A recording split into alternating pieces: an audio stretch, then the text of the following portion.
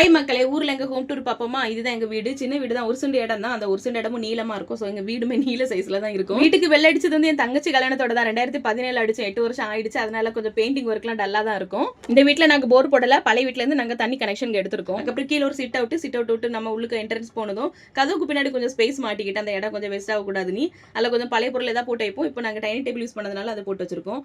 பாட்டி மட்டும் தான் அந்த வீட்டில் இருக்காங்க. அதனால பாட்டிக்கு கீழே அந்த முதல் ரூம்ல கட்டில் ஒரு டிவி, மாதா சிறுபம் வேளாங்கண்ணில இருந்து நாங்கள் வேளாங்கண்ணிக்கு போகும்போது அங்கிருந்து வாங்கிட்டு வந்தது.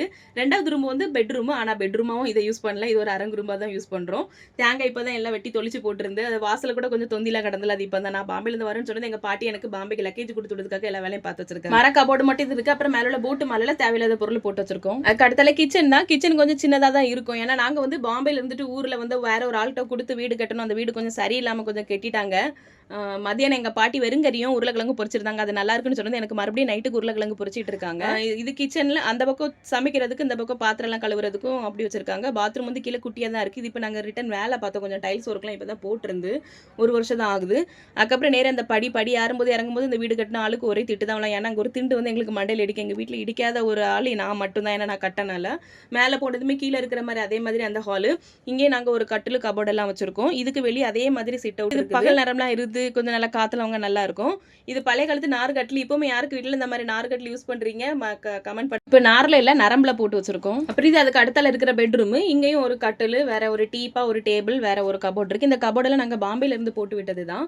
அதுக்கப்புறம் என் சைக்கிள், இது என் பையனோட சைக்கிள். அது வந்து என் பையன் வாங்கி அப்படி இருக்கு. ஏன்னா அவன் அதுக்கப்புறம் 2 வருஷமா அவன் ஊருக்கே வரல. நான் அதை இப்போ போயிருக்கேன். இது டைனி டேபிள் உள்ள சேர். அதை தனித்தனியாக பிரிச்சு போட்டிருக்கேன். டைனி டேபிள் யூஸ் பண்ணதுனால. இது கீழே கிச்சன் இருந்ததுல அதுக்கு நேரம் மேல உள்ள இடம். அதில் நாங்கள் மேலே ஒரு பாத்ரூமும், அதில் வெளியே வந்து துணியெல்லாம் துவச்சி வாஷிங் மிஷினில் துணி துவச்சி மேலே காயப்படுறதுக்கு அந்த மாதிரி எல்லாம் பண்ணி வச்சிருக்கோம்.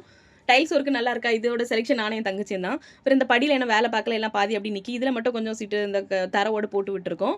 மேலெல்லாம் க்ளீன் பண்ணாமல் இருக்குது. அது தண்ணி பிடிக்க 2 டேங்கி வச்சிருக்கு.